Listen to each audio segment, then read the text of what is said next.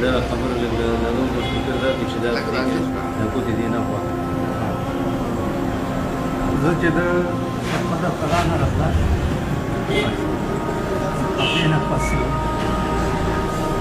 مونږ سره رامداس کې اوسېدم نو یو مستري و هغه ته ما د سرکار وویل ته به دې ته ما ته ویل چې سبا زه اوزګار نه یم رحمان بابا باندې قبر فټ کوم د ظاهر شاه بادشاه ورته یو د سنگ مرمرو قبر رالېږلی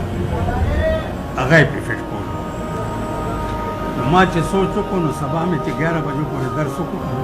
هغه کې سوچ راغی چې د رحمان بابا قبر فټ کړي دي سره خو به تور کاڼي دپاره له حد سره کنده کوي د تور کاڼی اول فټ کړي بیا پرې نور دي که په سایکل سور شوم او زه هم ورپسې ورغلم چې ورغلم کنده یې کنستې وه کندې ته ورکو شوم په جبل مې د لاحت سایډ ووهلم داسې سیده شو مصري ما ته आवाज وکړو چې اُتھیا بیٹھا تھا باؤ یہ کی تھی مکتوبي تلیا هغه هم راټوپ کړو یو مزدور هم راټوپ کړو ما سره یو طالب تللی و هغه هم راټوپ کړو سودی هم دومره ټوله نو ما دې مستری ته ویل چې تو میرے ہاتھ سے پیر نو پکڑ میں اندر ہاتھ کرنا میرے ہاتھ پیر نو کیوں پکڑ ما ورته ویل اگر منو پکڑ لوے تو تو منه چیک لے یارېدم هم هذا کومه که نه نو هغې مې لاس او خوا ونیوه ما دن مې لاس ورنیست خو ځای وچه دلته پرته دی د سپینې خامتا کفنې دی پخوا سپینه سره خامتا دا کفنې دی 15 منټه مې پې وکیل صاحب لاس ووهلو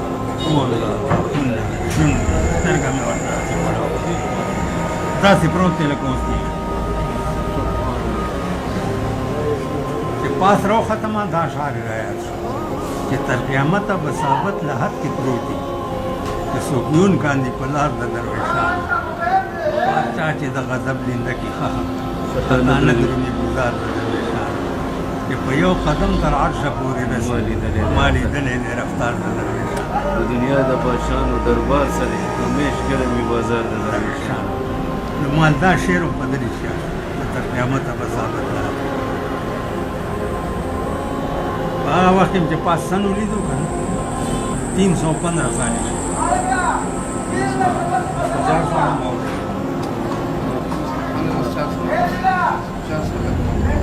او شکل صورت هم دکه شي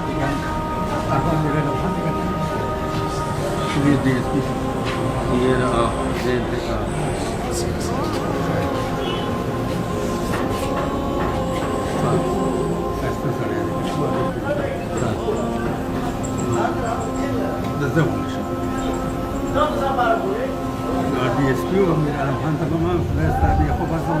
रहमान बस्ता गिरा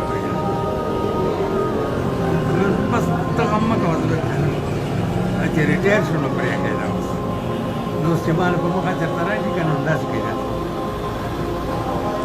दोस्त बस खस्ता शक्ल पे चेहरे बेहतरीन मुस्कुराहट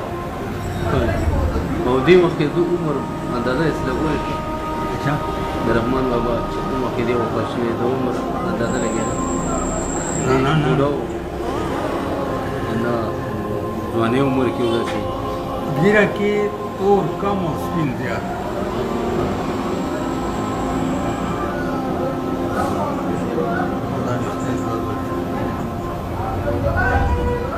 او کفن امانت داسې مې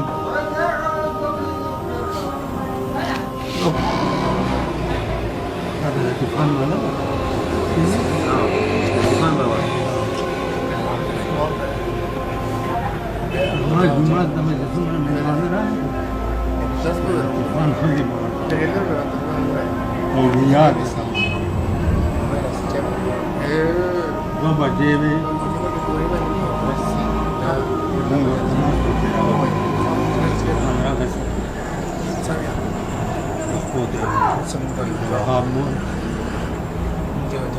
جوازه په پیسو کوم څنګه صحیح دي د خیر دعا هغه یو ځای مجسټریټو په څو سیول جادي ابو بای خان راغی عبدالوحید نوم مې اورېدلی و. دا مشر زوی ها. نو هغه لطیفان خو ته وویل چې د وهاب عبدالوحید مور زما څومره ته وویل چې د غفلت نه بهر شوی یم. لسم مالت کې به چې مړی وکړو په کفن پیسې به دې ورکړې. خپله به الله روټۍ خوړه جوړ دی د غریبانو تاجي ډالۍ.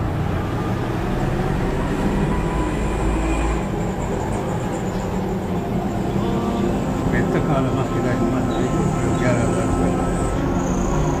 باران نو ګراج به ډېر خوشحاله خبرې لګېدې هغه غونډې سړک به ډېر راتله.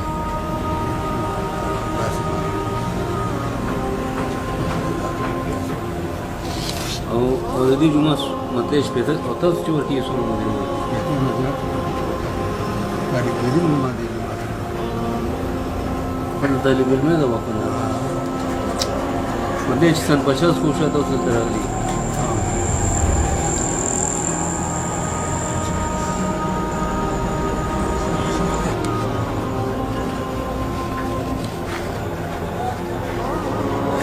دا ورکې د ما طرف نه چانده واچوه دا لږه شانتې کیر غونته کېده یو 500 روپۍ دي دا مې د وس وسته کېده زر مې نورې بل ته خو مې پیسې دلته ورکړي کار به پیوشي څه به پیوشي او بله نیم به پیوشي. نه به درې نه پاتې شو.